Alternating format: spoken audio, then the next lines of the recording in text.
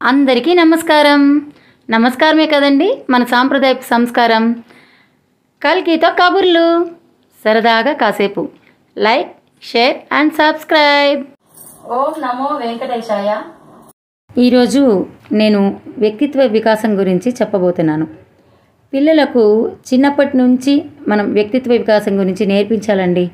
ఈ కాలం పిల్లల్లో కోపం, చిరాకు, ఎదురు తిరిగి మాట్లాడడం, గారాబం కాస్త మొండితరంగా మారిపోవడం జరుగుతోంది. పిల్లలకు ఇలాంటి విషయాలు కనుక తెలియజేస్తే చక్కగా జీవితంలో ఉన్నతికి వస్తారు. ఒక లక్ష్యం పెట్టుకొని జీవితంలో మహోన్నత స్థానంలో నిలవడానికి ప్రోత్సహించిన వాళ్ళం అవుతాం మనం. జీవితంలో ఎన్ని కష్టాలు వచ్చినా అనుకున్న లక్ష్యాన్ని సాధించి తమ బాధ్యతను నిస్వార్థంగా నిర్వర్తించి విజయకేతనం ఎగురవేసిన మహనీయుల గురించి తెలుసుకుందాం. వ్యక్తిత్వ వికాసం అంటే పర్సనాలిటీ డెవలప్మెంట్. వ్యక్తులు ప్రతి ఒక్కరూ తమలో ఉన్న టాలెంట్ ని బయటకు తీసుకురావడానికి చాలా కృషి పడాలి. ఎందుకంటే ఏ వ్యక్తి ఒక్క రోజుతో ఎదిగడు, ఒక్క రోజుతో మంచి పేరు తెచ్చుకోలేడు. మనం ఎప్పుడైతే మనం ఎవరిని కానీ ఈ రాష్ట్రమని, ఈ కులమని, మతమని, మత వర్గ విచక్షణ అనేది లేకుండా ఎవరో ఒకరు వ్యక్తులు తమ మనుగడకు కానీ ఇతరులకి హెల్ప్ చేసే విషయంలో కానీ ఎవరైనా సక్సెస్ సాధించిన వ్యక్తుల్ని మనము మార్గదర్శకులుగా తీసుకొని మున్ముందుకెళ్ళి వ్యక్తిత్వాన్ని పెంచుకోవాలనేసి ప్రతి ఒక్కరికి తెలుసుకోవాల్సిన విషయం అది. ఎందుకంటే వ్యక్తిత్వం అనేది మనిషి మనుగడకి ఎంతో ముఖ్యం. మనం ఏదో జీవితం గడిపేస్తున్నాము, బతికేస్తున్నాము అని లేకుండా మనం ఏదైనా ఒక పని చేస్తే అది దానివల్ల నాకెంత లాభం ఉంది, నేను ఎంత లాభం పొందగలను అనే దానికన్నా మన తల్లిదండ్రులు ఈ పని చేస్తే సంతోషిస్తారా, ఈ పని చేయడం వల్ల నాకు మానసిక సంతృప్తి అనేది ఉంటుందా, ఇంకో విషయం ఏంటంటే ఈ పని చేయడం వల్ల ఈ సబ్జెక్ట్ ఎంచుకోవడం వల్ల మనం సమాజానికి ఏ విధంగా ఉపయోగపడగలము, ఇవన్నీ గనక మనం ఆచితూచి వ్యవహరించి ఏదో ఒక చాప్టరో ఏదో ఒక కళనో ఎంచుకుంటే మనకి ఇష్టం వచ్చింది ఏ వ్యక్తి ఇందులోనే నిష్ణాతుడు అవుతాడనేసి లేదు. మనకు సంగీతం కావచ్చు, మ్యూజిక్ అంటే సంగీతం కావచ్చు, డాన్స్ కావచ్చు, రైటింగ్ కావచ్చు, యాంకరింగ్ కావచ్చు, డాన్సింగ్ కావచ్చు, లేదా ఒక సమాజ సేవకుడిగా కానీ రాష్ట్రంలో కానీ దేశంలో కానీ ఒక రాజకీయవేత్తగా కానీ 10 మందికి పనికొచ్చే పని ఏ విధంగా అయినా చేసినా ఆ తన వ్యక్తిత్వంతో ప్రజలందరికీ, మనుషులందరికీ, కనీసం ఒక కుటుంబ సభ్యులకు కానీ ఒక సమాజంలోని వ్యక్తులకు కానీ వాళ్ళకి తగినంత హెల్ప్ చేయగలిగిన వాళ్ళు అవుతాం. ఉదాహరణకు తీసుకుంటే మన మిసైల్ మ్యాన్ అబ్దుల్ కలాం జీ జీవిత చరిత్రగానే ఎత్తుకుంటే ప్రతి ఒక్కరికి ఆదర్శప్రాయం అండి. అతను చాలా తమిళనాడులోని రామేశ్వరంలో జన్మించాడు. అతను అజాత శత్రువు అనేసి ఒక పేరుంది అతనికి. ఎందుకంటే అతనికి ఎవ్వరు శత్రువులు లేరు. ఎప్పుడైనా అతన్ని చూసే ఏ ఫోటోల్లో కానీ, ఏ పబ్లిక్ మీటింగ్స్ లో కానీ, ఏ కాలేజెస్ కానీ, స్కూల్స్ కానీ ఎక్కడికి వెళ్ళినా చిరునవ్వుతోనే తనకు కోపం వచ్చింది అనేసి ఎవరు ఎప్పుడు చెప్పరు. అలాంటి వ్యక్తి కోపం విషయంలోనే కాదు, పిల్లలకి హెల్ప్ చేయాలన్నా, పిల్లలతో మాట్లాడాలన్నా, పిల్లలను చదివించాలన్నా చాలా ఇష్టం తనకి. నెహ్రూజీ పిల్లల్ని ఎలా చూసుకునేవాడు, పిల్లల కోసం తను చాలా పాటుపడేవాడు. చివరికి తన మరణం ఎలా జరిగిందంటే పిల్లలకి స్పీచ్ ఇస్తూ ఆ స్టేజ్ పైన అలానే కుంగిపోయాడు. అంత ఇష్టం పిల్లలకి మంచి చేయాలి, పిల్లలకి తన స్పీచ్లతో బాగా చదువుకోవాలి, బాగా ఎదగాలి, ప్రతి మనిషి బాగా మంచి వక్తగా మంచి వాళ్ళ టాలెంట్ ను నిరూపించుకోవాలి అనేసి ఎప్పుడు పిల్లల విషయంలోనే చాలా చాలా కేర్ తీసుకొని చెప్పేవాడు ఏ ఉపన్యాసాలకు వెళ్ళినా. ఒకసారి వేనాడు అనే గ్రామంలో ఒక స్కూల్ బృందం కలాంజీ గారిని ఆహ్వానించింది. సార్, మా పిల్లలకి మీరు వచ్చి స్పీచ్ ఇవ్వాలి అనేసి. అప్పుడు ఏమైందంటే సరే వస్తాను అని ఒప్పుకున్నారనమాట. కలాంజీ వేనాడుకి వెళ్ళడానికి బయలుదేరిన తర్వాత తన ఫ్లైట్ 12 hours లేటు, ఏదో టెక్నికల్ ప్రాబ్లం వల్ల 12 hours లేట్ అని చెప్పారు. అయ్యో, పిల్లలు నా కోసం వెయిట్ చేస్తుంటారు అనేసి సరే ఆ 12 hours లేట్ అయిన తర్వాత ఆ ఫ్లైట్ ఎక్కి ఇంకో ఫ్లైట్ చేరుకోవాలి. ఇంకో ఫ్లైట్ ఈ 12 hours ఈ ఫ్లైట్ లేట్ అయింది. కానీ ఆ ఫ్లైట్ చేరుకోవడానికి వెళ్ళడానికి ముందే అతనికి అక్కడికి వెళ్ళడానికి ముందే ఫ్లైట్ వెళ్ళిపోయింది. ఎలా వెళ్ళాలి, అయ్యో నేను పిల్లలకి సరే ఇచ్చిన టైంకి ఇన్ టైంలో చేరలేకపోతున్నాను అనేసి స్కూల్ యాజమాన్యానికి ఫోన్ చేసి చెప్పారు, సార్ నాకు ఇట్లా ఫ్లైట్ లేట్ అయింది, నేను అనుకున్న సమయానికి పిల్లల దగ్గరికి రాలేకపోతున్నాను, మీ స్కూల్ దగ్గరికి రాలేను అంటే ఆ యాజమాన్యం ఏమనిందంటే, ఇక్కడ చాలా చాలా మనసు హత్తుకునే విషయం అండి, ఎంత ప్రేమ పెంచుకున్నారు పిల్లలు అబ్దుల్ కలాం గారి మీద అంటే, ఆ స్కూల్ యాజమాన్యం పిల్లల్ని అడిగిన తర్వాత ఎంతసేపటికి రాగలరు అనేసి అంటే, ఎంతసేపటికి రాగలరు సార్, మీరు పిల్లల్ని ఏ టైంకి చేరుకోగలరు అంటే, కలాంజీ టైం ఇక్కడి నుంచి అక్కడికి వెళ్ళడానికి టైం ఎంత పడుతుంది అని ఆలోచించి, సార్ నేను రావడానికి తెల్లవారుజాము 2:30 గంటలు అవుతుంది, ఉదయం 2:30 గంటలకు రాగలను అంటే, అప్పుడు ఆ యాజమాన్యము సార్ ఓకే మీరు ఏ టైంకి వచ్చినా మా పిల్లలు వెయిట్ చేస్తారు అనేసి అన్నారట. అయ్యో చిన్నపిల్లలు కదండి అంటే, పర్లేదు సార్ వాళ్ళు చాలా సంతోషంగా ఉన్నారు, మిమ్మల్ని ఒకసారి పర్సనల్ గా చూడాలి అనేసి ఎంతో ఉత్సాహపడుతున్నారు అని చెప్పారట యాజమాన్యం. అతను మళ్ళీ తర్వాత ఎయిర్పోర్ట్ నుంచి అరణ్య మార్గంలో కారు తీసుకెళ్లి ప్రయాణం చేసి పిల్లల దగ్గరికి వేనాడు స్కూల్ కి వచ్చిన తర్వాత కనీసం ఆ పిల్లలు ఎలా వడిలిపోయి ఉంటారు అనేసి అనుకున్నాడంట అబ్దుల్ కలాంజీ. అప్పుడు కానీ ఆ పిల్లలు చాలా ఉత్సాహంతో సార్ని చూడాలి అనే ఉత్సుకతతో హుషారుగా ఉన్నారంట.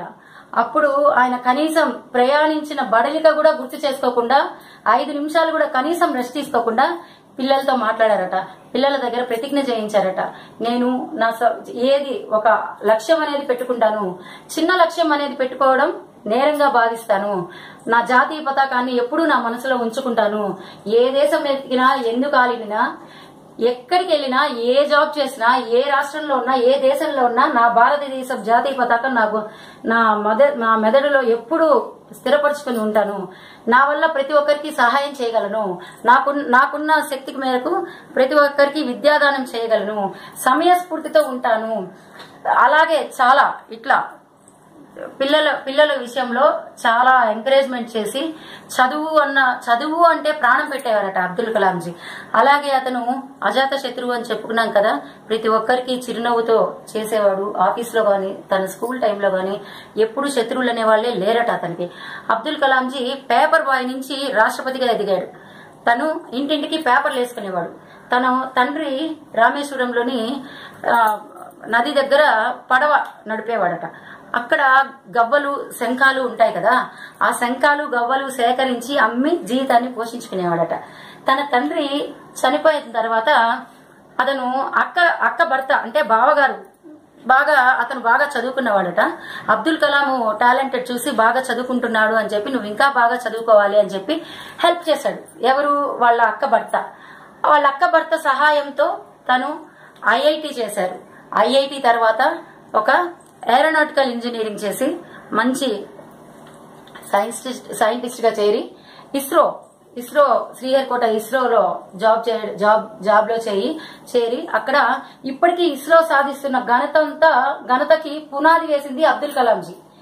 ఎన్నో రాకెట్లు ఎన్నో ఉపగ్రహాలు మిసైల్స్ అసలు అణుబాంబులలో కూడా ఇండియా బాగా ఇండియా చేయగలదు అనేసి ఫస్ట్ మొదట అణుబాంబులను ప్రయోగించింది కూడా సక్సెస్ చేసింది కూడా ఒక ఎడారిలో ప్రయోగం చేసి సక్సెస్ సాధించారు మన కలాంజీ గారు.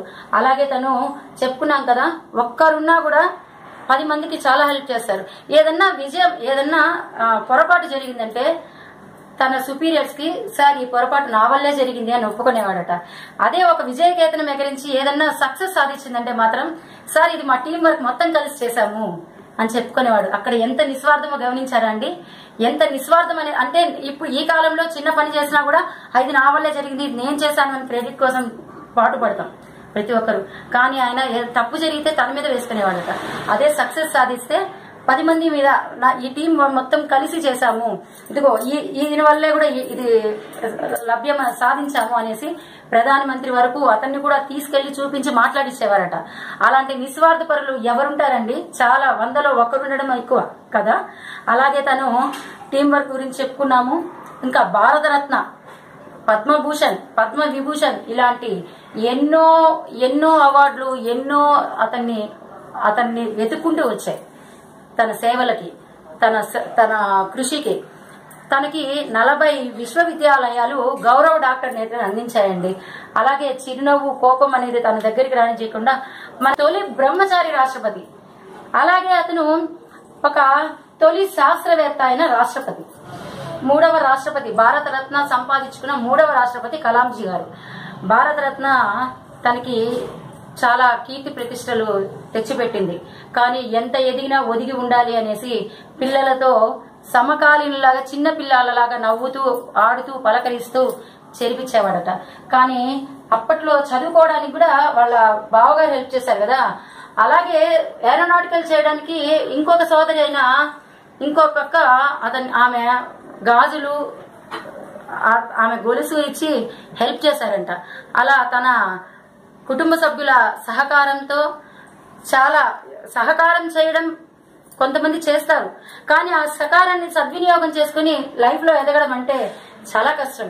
అలాంటి సమయస్ఫూర్తి, సంకల్పం ఏర్పరచుకుని వ్యక్తిత్వాన్ని నిలబెట్టుకున్న మహానేత, మహావక్త, మహా సంస్కృష్టి, మహా మనిషి మన అబ్దుల్ కలాంజీ. ఇలా పోల్చుకుంటూ పోతే మనలో గేమ్స్ లో కానీ, సంగీతంలో కానీ, డాన్స్ లో కానీ, రాజకీయాల్లో కానీ ఎవరెవరి దీంట్లో వాళ్ళు ఇలా చెప్తూ పోతే చాలా మంది ఉన్నారు. ఎంఎస్ సుబ్బలక్ష్మి గారు కూడా అండి సంగీతం కథలో. ఎందుకంటే ఆవిడ సంగీతంలో రాణించారు. చదువులో అప్పట్లో పేద కుటుంబంలో జన్మించి సంగీతంలో రాణించి ఒకసారి వాళ్ళ అమ్మగారు అన్నం చేసి నీళ్లు వేసుకుని పెట్టమంటే ఆవిడ బాధపడ్డారంట. అమ్మ నేను తినను అని, పక్కింట్లో వాసనలు వస్తున్నాయి, నాకు అలాంటి ఆహారం చేసి పెట్టు అంటే, పేదరికంలో అమ్మ మన పేదరికం ఇలా ఉంది అనేసి సర్ది చెప్తే వాళ్ళ అమ్మ వాళ్ళు సర్ది చెప్పినా వినేవాళ్ళు ఉండాలి కదా. ఆ కాలంలో ఎదిరించే వాళ్ళు కాదు. అలానే ఒడిదుడుగులకు ఎదుర్కొని సంగీతంలో రాణించి తనకిష్టమైన సంగీతంలో బాగా రాణించాలని ఒక సంకల్పంతో తన వ్యక్తిత్వం అనేది ఇక్కడ ఎందుకు చెప్పాలంటే, వ్యక్తిత్వం అనేది ఆవిడ చాలా కచేరీలు చేసిన తర్వాత కూడా 25% ఆవిడ డబ్బులు తీసుకొని సంగీతాన్ని చెప్పేది, సంగీతం పాడేది, అంటే సంగీత సభల్లో సంగీతాన్ని ఆచరించేది. అలాగే తను 75% ఆమె చేసే ప్రోగ్రామ్స్ అన్ని సమాజ సేవకి, ఏదో వరదలు వస్తే ఇట్లా టికెట్స్ కలెక్ట్ చేసి ఆ డబ్బులతో హెల్ప్ చేయడము, అలా సమాజం కోసమే తను పాటుపడి, తను పేదరికంలో ఉన్నప్పుడు బాధలను అనుభవించింది కాబట్టి ఇట్లా ప్రజలకు హెల్ప్ చేయాలన్న ఆలోచనతో సమాజం కోసం పాటుపడింది. తను కూడా చాలా అవార్డ్స్ పొందింది. గాన గంధర్వి. ఒకసారి హిడెన్ కిల్లర్ ఆమె అందురాలు, ఎవరినైనా తాకి వాళ్ళ మనస్తత్వం చెప్పేంత గొప్పదనమాట ఈవిడ. ఈ హిడెన్ కిల్లర్ ఒకసారి ఎంఎస్ సుబ్బలక్ష్మి గారి ప్రోగ్రాంకి వచ్చి ఈమె పాటలు విని ఎంఎస్ సుబ్బలక్ష్మి గారి గొంతును తాకి ఇలా స్పర్శించి, ఈవిడ మానవ జన్మ ఎత్తి పాడాల్సిన మనిషి కాదు, ఈమె గాన గంధర్విని, దేవతల రాశిలో పుట్టి ఇలా మానవుల్లో జన్మించి పాడే గొంతు ఈమెకొక్కడికే ఉంది, ఈమెను ఎవ్వరూ జీవించలేరు, గాన కోకిల కాదు గాన గంధర్వి, ఎంత మంచి సంగీతం అంటే అసలు ఎవరూ చెప్పుకోలేరు అనేసి చాలా చాలా చాలా మంది దగ్గర రాష్ట్రపతులు, ప్రధానమంత్రులు కూడా ఈమె పాట వినాలంటే ఉత్సుకపడేవారంట. ఒకసారి ఏమైందంటే ఇలానే గాన గంధర్వి అని వాళ్ళ హస్బెండ్ ప్రోత్సాహంతో ఆవిడ బాగా డెవలప్ అయ్యారు. ఇంకా చాలా చాలా కచేరీలు, దేశ విదేశాల్లో కచేరీలు చేసి కర్ణాటక సంగీతం అభ్యసించి చాలా చాలా ముందుకెళ్లారండి. అట్లాగే తాను నేర్పించిన తను పాడబోయే పాటలు, తన సంగీతము 10 మందికి విని వాళ్ళకి మనశ్శాంతి అనేది, సంగీతం ద్వారా మనశ్శాంతి కలిగించాలి అనేసి అనుకునేవారట. ఎప్పుడు ఒకరిని కించపరిచేవారు కాదట. ఒక ఉపన్యాసానికి వెళ్ళి 10 రూపాయలు మాట్లాడుకుంటే వాళ్ళు కలెక్షన్ కాలేదండి 5 రూపాయలు ఇచ్చామంటే కూడా బొమ్మగా తీసుకుని వచ్చేవారట. తను ప్రజల కోసం చాలా సామాజిక కార్యక్రమాల కోసం తన గళాన్ని ఫ్రీగా కూడా పాడి మంచి మనిషి అనిపించుకున్నారు. ఆవిడ ఎప్పుడు చాలా చాలా మంచి పాటలు పాడేది. వెంకటేశ్వర సుప్రభాతము, భజగోవిందం, విష్ణు సహస్రనామం ఇలాంటి చాలా సంకీర్తనలు చాలా చాలా పాడి మన తెలుగు ఖ్యాతిని, తెలుగు సంగీతాన్ని ప్రపంచం నలుమూలలా విస్తరింపజేసిన మహిళల్లో ఎంఎస్ సుబ్బలక్ష్మి గారు సంగీతంలో నెంబర్ 1 అండి. ఇలా ప్రతి ఒక్కరూ వ్యక్తిత్వం మీద వాళ్ళ ఇష్టం వచ్చిన దాన్ని బట్టి కష్టపడాలి. ఒక వ్యక్తిగా ఎదగాలంటే, సమాజంలో ఒక ఉన్నత స్థాయిలో ఉండాలంటే ఎవరికి వడ్డించిన విస్తర ఎప్పుడు ఉండదండి. ఎవరో అలాంటి వాళ్ళు వడ్డించిన విస్తరలో కూర్చొని తినేవాళ్ళు అసమర్థులనే చెప్పాలి. ఎందుకంటే అందరికీ అన్ని వడ్డించిన విస్తరే అయి ఉండదు. కష్టపడాలి. ఒక గొంగళి పురుగు సీతాకోక చిలుకలాగా మారాలంటే ఎంత కష్టం. అది మనం విప్పితే గొంగళి పురుగు సీతాకోక చిలుకగా మారదండి ఎప్పుడు. ఆ అసహ్యమైన వికారమైన రూపం నుంచి అద్భుతమైన అందమైన సీతాకోక చిలుకగా మారడానికి ఎంత కష్టపడుతుంది. అలాగే మనం కూడా ఒక మంచి వ్యక్తిగా సమాజంలో బతకాలంటే చాలా కష్టపడాలి. ప్యాషన్ అనేది ఉండాలి, ప్రాక్టీస్ అనేది ఉండాలి. ఒక సీతాకోక చిలుక అంత అద్భుతంగా ఉంది కాబట్టే దేవదేవుని సుప్రభాతంలో కూడా సీతాకోక చిలుకకి ఒక ప్లేస్ ఉంది. అది ఎంత జన్మ ధన్యమైనదో కదా. అలాగే మనం కూడా ప్రతి మనిషి వాళ్ళ టాలెంట్ లో ఇంట్రెస్ట్ బట్టి ఒక మంచి కృషి చేసి ప్యాషన్ పెట్టుకొని, అదే ఒక లక్ష్యం అంటూ పెట్టుకొని, చిన్న లక్ష్యం కాకుండా ఒక లక్ష్యం అంటూ పెట్టుకొని ఆ లక్ష్యాన్ని సాధించడానికి పదే ప్రయత్నించాలి, కృషి చేయాలి, ప్రాక్టీస్ చేయాలి.